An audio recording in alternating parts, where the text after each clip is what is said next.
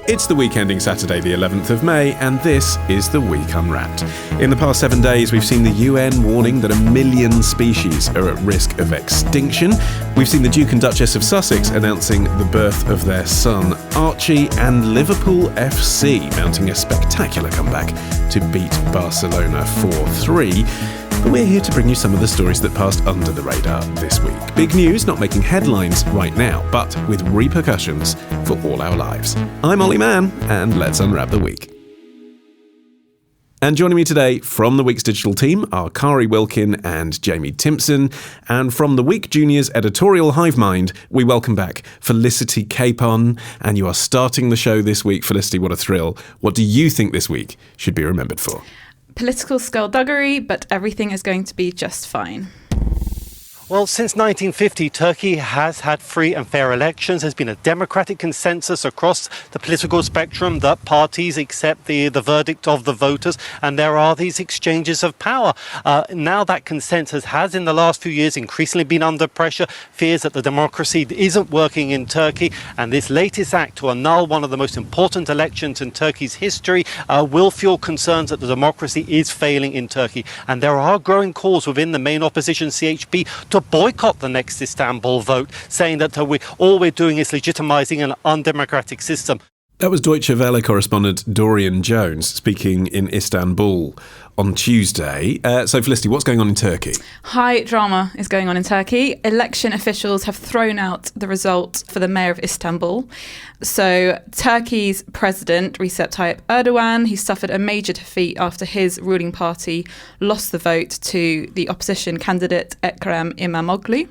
He defeated Erdogan's candidate by about 13,000 votes. You're saying that like that's a really emphatic margin. I know he was clearly defined as the victor, but 13,000 isn't that many in a city like Istanbul, is it? It's a big deal of Turkey's Supreme Electoral Council to nullify the result. It's completely unprecedented in the country. So transitions of power through democracy, through the vote, they've always gone through, they've always been respected. This is the first time that it has been so brazenly overruled.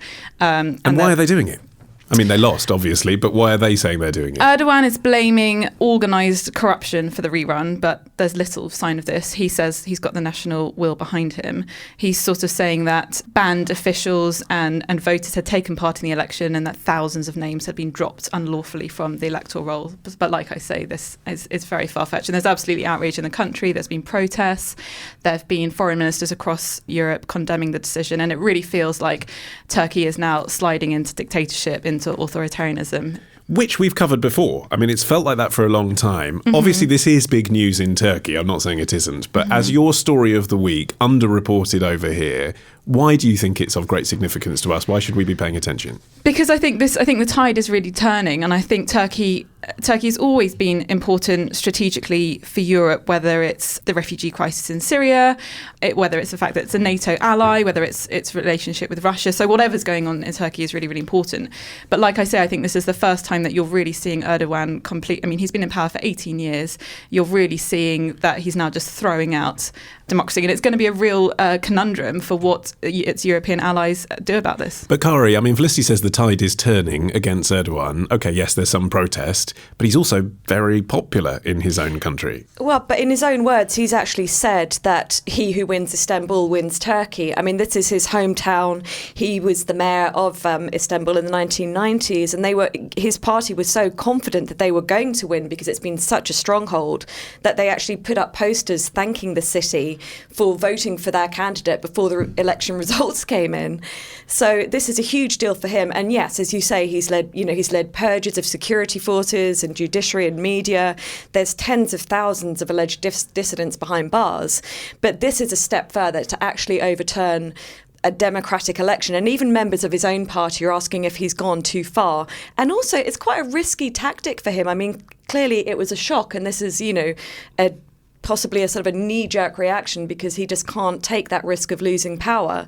But obviously, the international community is going to be watching this new election very closely, and many voters within the city are going to be very angry at having their decision overturned. So this could backfire hugely. Except, Jamie, on an international stage, Kari says people even in his own party say Erdogan's gone too far. I mean, Putin has been said to go too far. Trump clearly goes too yeah. far regularly in terms of what are accepted norms of democracy. So if only Theresa May could go far at all. So in this, has Erdogan gone too far, or actually is this a risk worth taking for him? He's already got so much power. It is already a kind of dictatorship. So he gave up Ankara without really much of a fight. So this happened in Ankara, the capital, a couple of months ago. They lost power of that. And there is an element of, with Istanbul being a key part of Erdogan's kind of idea of how to control the country. I think that this is a real big turning point also because of the huge amount of debt that the country's in. The Turkish economy is on the precipice at the moment. The currency has dropped something like 14% into 2019. In fact, if you're interested about where to go on holiday this summer, Turkey would be a great shout. It's the only thing that the pound's doing well against, really. But the amount of debt that Erdogan has borrowed is huge, and he's already souring relationships with the US. So this could be a kind of real turning point. I think going back to the issue of like, how did it happen? Why did it happen? There's been irregularities with Turkish elections in the past. So I think what was a big shock was that this wasn't fixed in some way for him to win. The fact that it was lost in some way suggests that he didn't see this coming. I mean, far be it from someone in the UK to say that overturning elections is a bad thing, considering what's happening with the EU referendum. But this does appear to be a time when the international community is to look at this and say this is too much. Except Turkey's got a really important place in the international community, hasn't it? Particularly with regard to the EU and, I suppose, their entrance into the Muslim world. You know, the countries they will talk to are basically Egypt and Turkey, aren't they? So whatever happens, the EU is still going to be talking to Turkey. I would have thought so. And I mean, there's been so many instances of, a result like this happens somewhere in the world and everyone rushes to condemn it. But then, on the ground, nothing actually changes at all. I'm just randomly thinking of Saudi Arabia and all the incredible atrocities and terrible things they do, the executions. And now we're all just, happy to get along with them. So, yeah, I mean, that's realpolitik, isn't it? And I don't think that's going to change.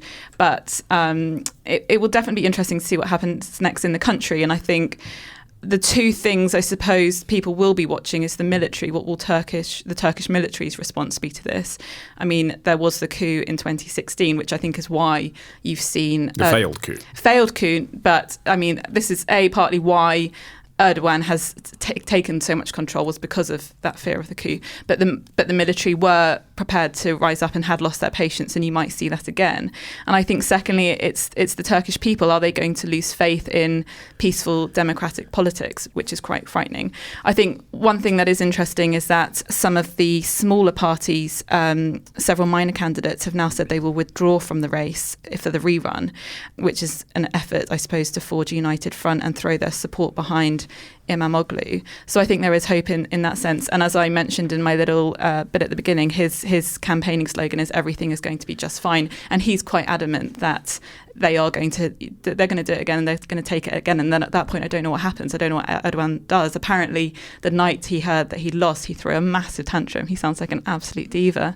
So it'll be very interesting to see. But you keep saying he lost, and obviously, that is how it's being interpreted internationally. Yeah. But he's not the candidate for mayor of Istanbul, is he? Could he not just blame the person who is?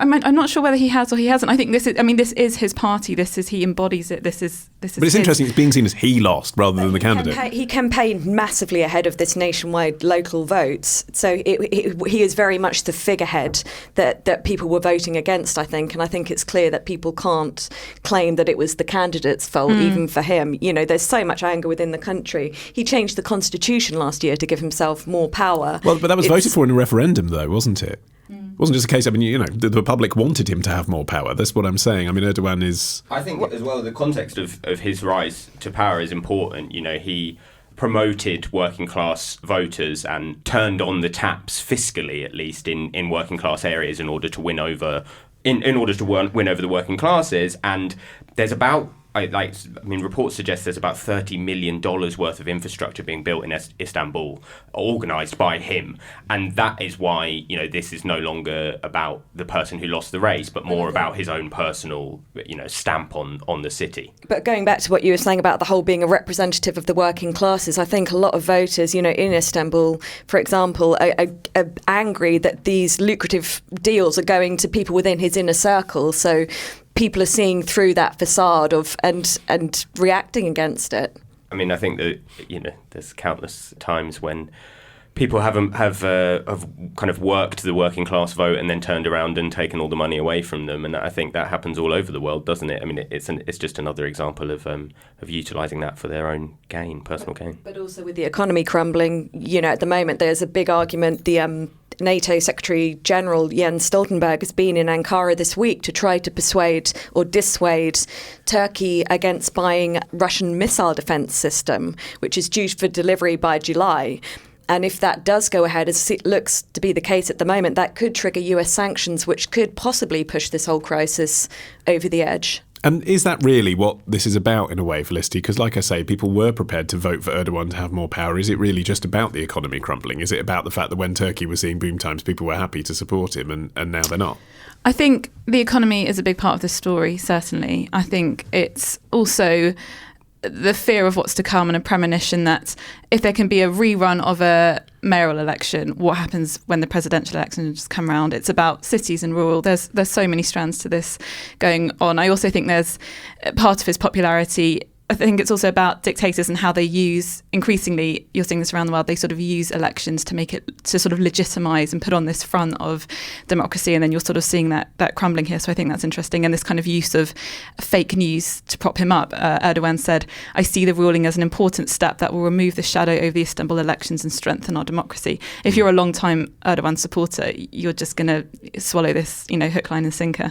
OK, and finally on this, give us a prediction. What do you think is actually going to happen? Is he going to win this rerun?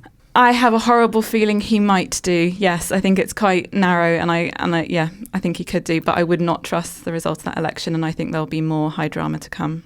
Anyone think he isn't going to win and that the opponent will because the minor parties are supporting him? So good at manipulating media, votes, everything, that he'll get away with it. The bad guy always wins. Speaking of which, Jamie, you're up next after this.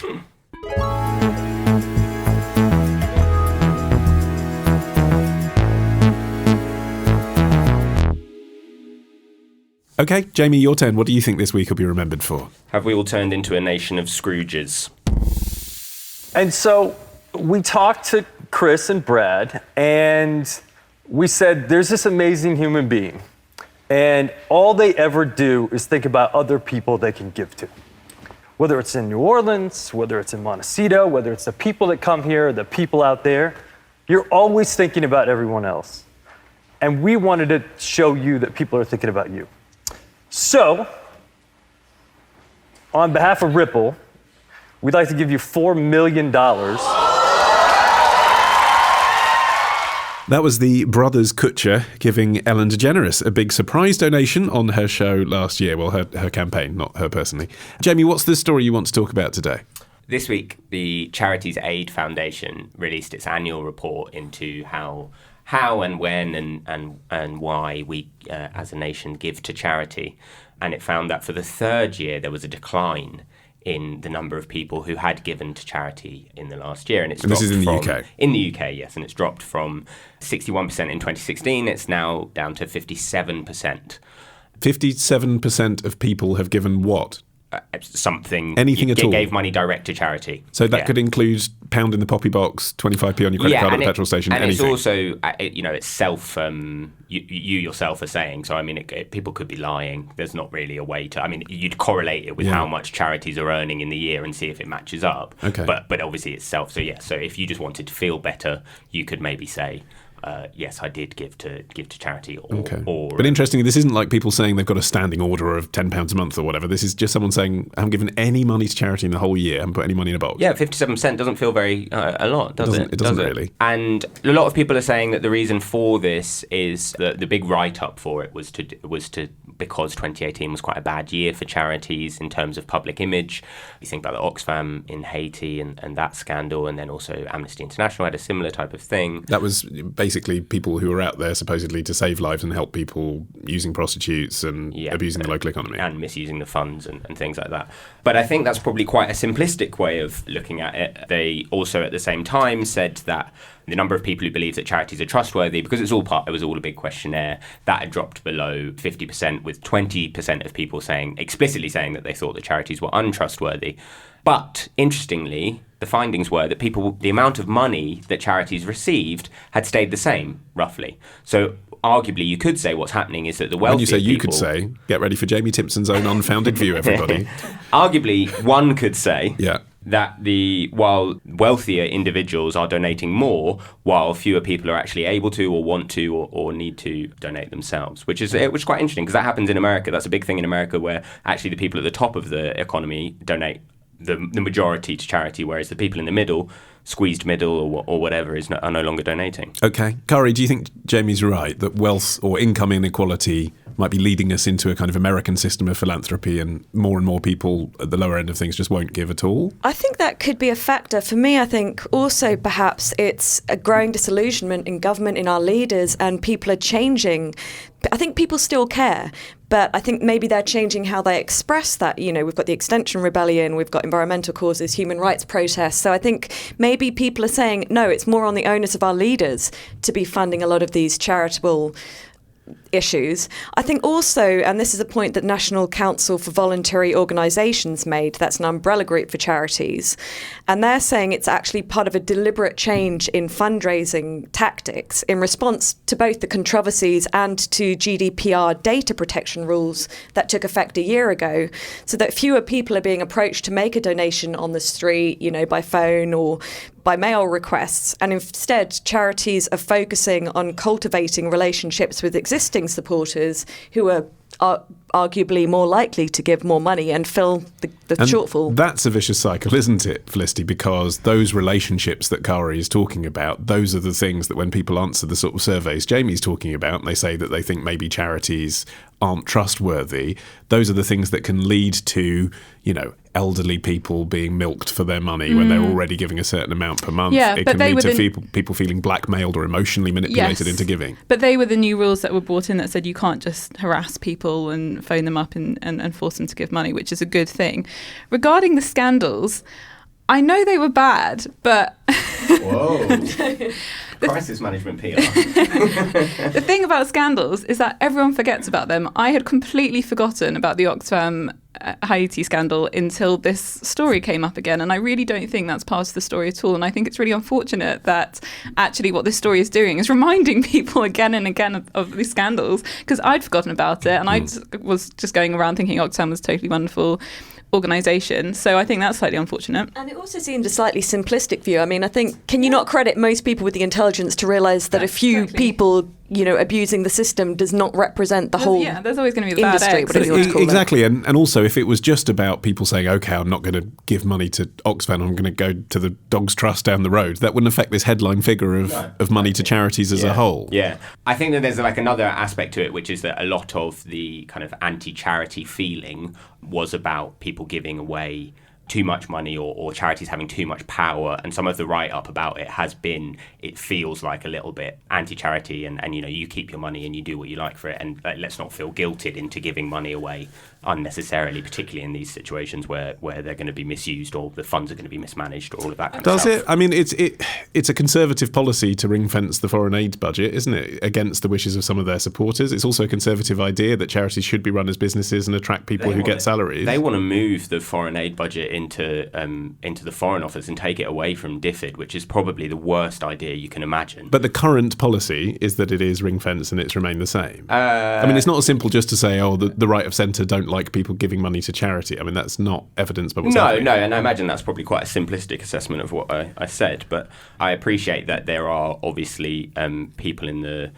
Conservative government that still believe in the idea of aid and the aid budget, but it is it has been a genuine trend in this country to stop putting money into aid and to DFID. Well, actually, on this point of kind of charities operating a bit more like businesses, which is actually something that, you know, both Tories and New Labour before were involved in, that was an attempt to try and make more money for the charities, wasn't it? But that's one of the things that actually, as a donor, personally, I feel turned off by, knowing that someone at the head of the company is being paid as if they were running British Gas or, the post office, when actually it's a charity. You just feel a bit uncomfortable about it. I think you also get into a dangerous cycles where charities feel they have to reduce their fundraising activity and spending. So you get into this cycle of, right, we'll just focus on our richer donors, but then you're losing that public face. So yes, you are going to lose public trust or public awareness, if you like.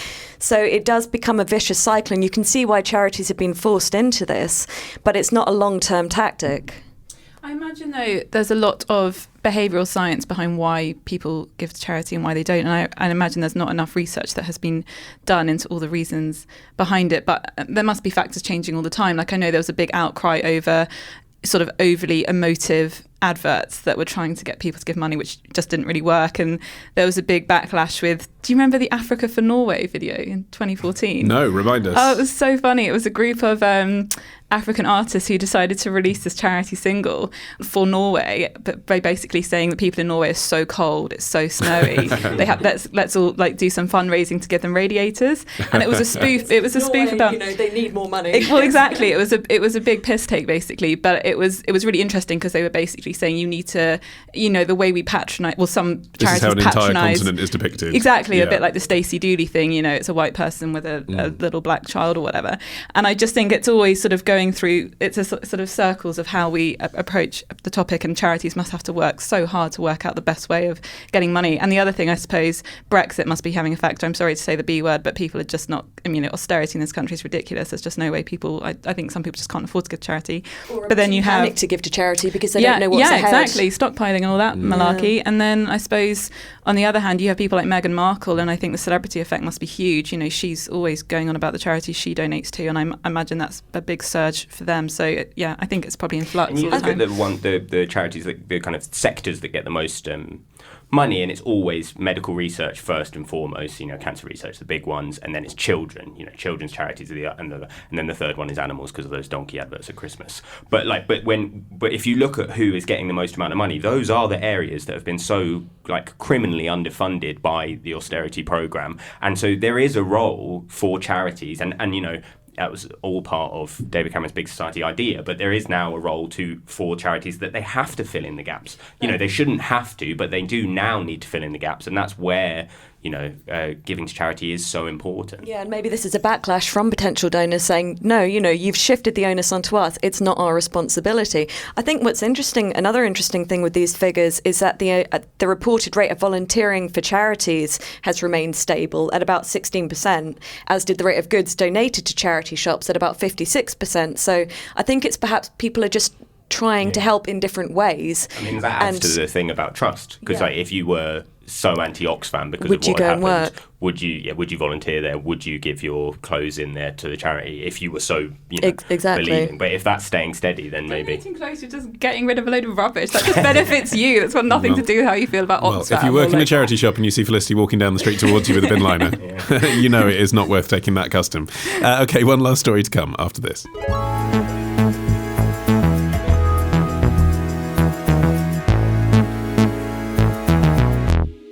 And so, finally this week is Kari. What do you think this week will be remembered for? I think it's the week we ask, could cable cars kill Kilimanjaro? It's a garbage dump, as you can see, but this is not from the city of Kathmandu.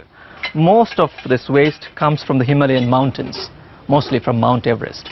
Every year, hundreds of climbers attempt to scale Mount Everest and other peaks like Mount Annapurna, and they carry tons of food and other equipment with them. But when they come back, the modern mountaineers try to bring everything back, and whatever is disposed goes to the Himalayan mountainside. And the recyclable waste, like the gas cylinders like this one, are brought to the capital, Kathmandu. On an average, officials here say around 500 kilograms of waste are brought from the mountains every year to this place. A report from the BBC World Service back in 2014. Kari, what's happened this week? Is it anything to do with Kathmandu? I'll get there. I'll get there in the end. So this week there's been a report that the Nepalese government and local communities have been warning for years that Everest is absolutely just strewn with rubbish. They've been doing regular cleanup since 2011, and this week it was reported that in the first 2 weeks of the latest cleanup, 12 Sherpas have already collected a total of 3 tons of rubbish in the space of less than 2 weeks. So clearly this is a major problem. And this caught my attention because there's also been a story this week that Tanzanian authorities are in talks with firms in China and the West to install and operate a cable car on Mount Kilimanjaro. And this project has been hugely criticised within the country. Okay, so you've taken something that seems quite appealing to me as a fat tourist, taking a cable car to the top of the tallest mountain in Tanzania, and turned it into something that I feel ethically compromised by because other people are leaving rubbish on Everest. I think that's a factor. I think the It's rubbish what you've done. I mean, if you take a cable car to the top, it's all just about you, Ollie. It's all just about you. If you take a cable car to the top, you don't leave rubbish up the mountain, do you? Because you're going from the bottom to the top. Well, you're actually going to midway this cable car. They're proposing not to take it to the summit, which is called Uri Point, which is about 6,000 metres above sea level. They're proposing to take it to the Shira Plateau, which is about 2/3 of the way up. But yes, obviously you'd have a lot more tourists walking around on the mountain, so there are environmental concerns about that. There's also the environmental concerns about the fact that you're going to have to clear vast amounts of land and flora and disrupt wildlife to install these cable cars in the first place. Also, Ollie, if you're not willing to put the effort in climbing up Kilimanjaro, I don't think you deserve to be up there, mate. Well, the plan is to install 25 cable cars that can carry a total of 150 passengers at a time. And 150? I know. Exactly. So you're really, they're saying that at the moment around 50,000 tourists climb Kilimanjaro annually, and they think the cable could increase that amount by 50%. So you are going to get a huge increase in footfall, and this has all sorts of implications. What are the bad implications for the local people, though? Because as you're talking, I am thinking surely this is good for the local economy. Well, it looks good on the outside, but obviously they're talking to foreign companies about installing and operating these cable cars. Okay, but the Tanzanians aren't experts in cable cars, that's fine. Yes, but It would be a mistake for them to experiment on the biggest mountain they've got, wouldn't it? But it's also likely to reduce the number of climbers, and Porter and guide groups are saying that at the moment foreign visitors employ up to 15 people for about a week, which is the average amount of time it takes to climb Kilimanjaro, which creates a huge amount of wealth for the local economy. There are 250,000 guides and porters working on Kilimanjaro, so they're reliant on it for their livelihoods.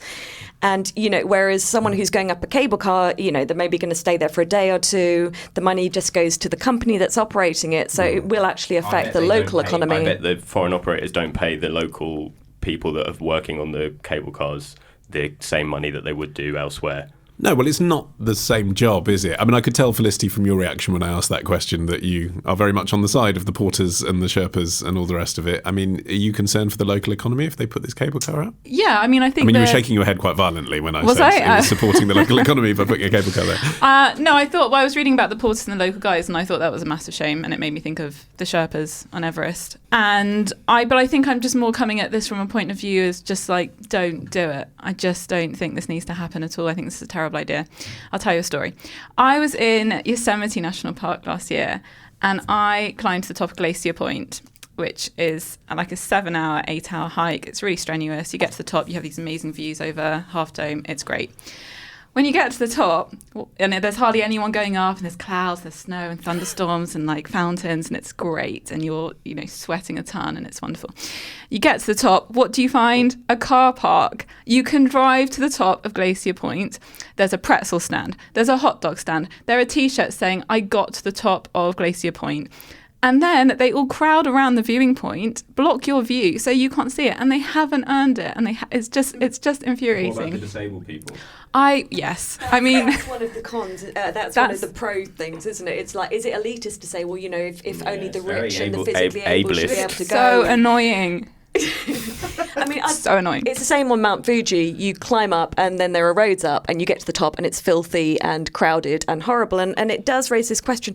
We've talked about tourism before, but does everywhere have to be within reach now? Is that good or a bad thing? And you can't go away anymore. There's nowhere that's remote. There's nowhere that, everyone's going everywhere all the time. You can't get away from anyone. And long time listeners of this podcast will know that I'm a huge fan Both of them are listening intently. Alex Honnold and Tommy Caldwell, who are the big free solo climbers, who are just fantastic. And this is the type of thing that kind of just throws their achievements into the shade because everyone's just getting to the top of these peaks. There's also the factor of social media, isn't there, Jamie? Because it's not just a case of taking your selfie at the top to share with your friends and family anymore. It's to share with the internet, and that creates its own demand. From a personal perspective, I just think that like there are probably now places that I won't go again, like Venice is one of them, because I just think like I loved Venice when I went, and that was like, I don't know, 12, 13 years ago or whatever.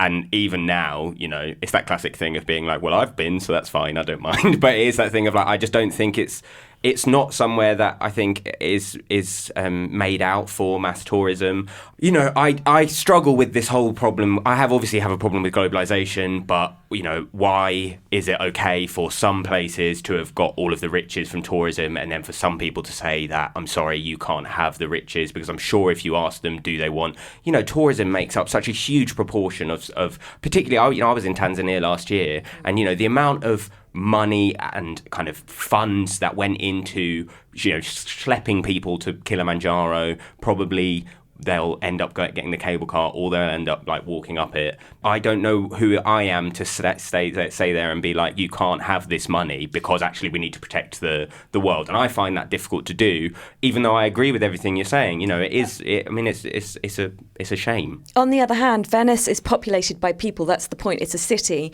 This is a mountain. You know, the environmental damage this is going to do. One of the routes they're looking at is a bird's migratory route. You know, so that's going to be completely disrupted straight off. You've got the rubbish that, you know, that's going to mount up. Yeah, you're right. You don't have to do it. Like, I don't think Kilimanjaro is calling out for a cable car. You know, it's existed all this time, and people have been able to go up it, and that's been and that's been fine, and people have liked doing that. And but also, when you answer my question about it boosting the local economy by saying, well, no, because they're looking at foreign companies for the cable car provision, and also, you know, you've got local guides who might be out of pocket. The point is, you might get tourists going to Tanzania at all who aren't going at the moment. I mean, it sounds silly, doesn't it? But a big tourist attraction actually can cause people, if they're going to Africa, to think, yes, I'll stop in Tanzania. That inevitably will have a boost for the local economy. Agreed, but does it have to be do you have to sacrifice this beautiful, you know, it's the world's tallest freestanding mountain? I mean, is nothing sacred? Can nothing be preserved anymore? Does it all have to come down to money?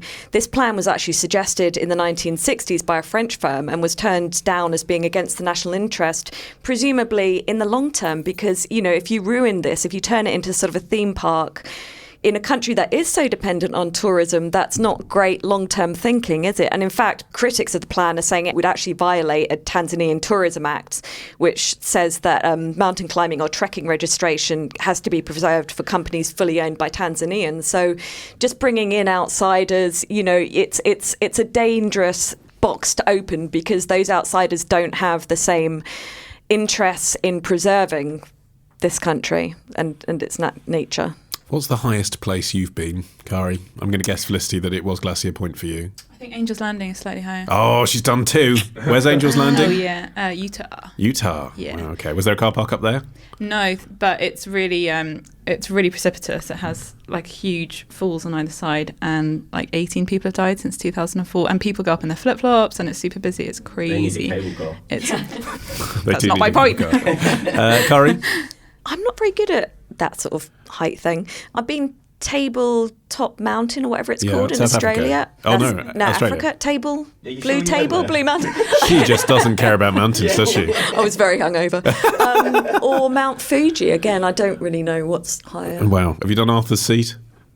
No. Jamie, what's the tallest or highest thing you've ever been up? Oh, you just ruined my joke, mate. What, the Arthur's Seat? Because I went to uni in Edinburgh. No, I went to Oman and went up a mountain in Oman, and it was very tall. Can't remember what it's called. I was the Al Jabbar. Yeah. Didn't you get really stressed? Oh, because it was like, I did Via Ferrata, where you like clip in, and it was like you had to like hold on. It was it was far too intense for you. Yeah, for me. For me, I suspect it is actually the Burj Al Khalifa, where my son did a poo in the tallest toilet in the world. That is it from this edition of The Week Unwrapped. My thanks to Kari Wilkin, Jamie Timson and Felicity Capon, our super climber. Discover the easiest route to navigate our entire back catalogue when you subscribe to The Week Unwrapped on your podcast app app of choice. And don't forget, you can receive 6 issues of The Week magazine for just £1 and a free Moleskine notebook branded with The Week.